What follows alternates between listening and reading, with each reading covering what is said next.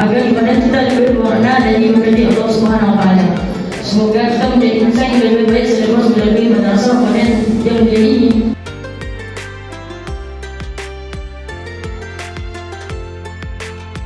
Allah Taala, Syahrul Ramadan alladzi unzila fihi al-Qur'an. Jadi pada bulan Ramadan diturunkan Al-Quran itu. Bilakah tariknya itu? Tariknya pada 17 Ramadan.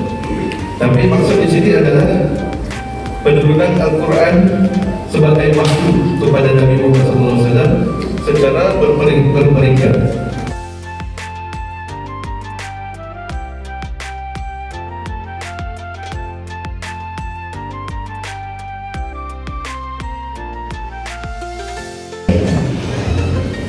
Yang kedua tadi adalah dengan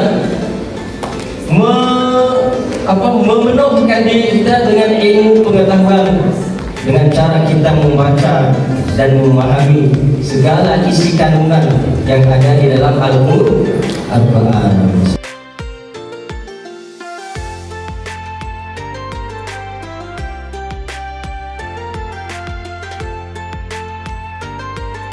Dan ada riwayat yang lebih kuat lagi mengatakan Lailatul Qadar itu berada di separuh malam yang jelas sekali dalam 10 malam yang terakhir.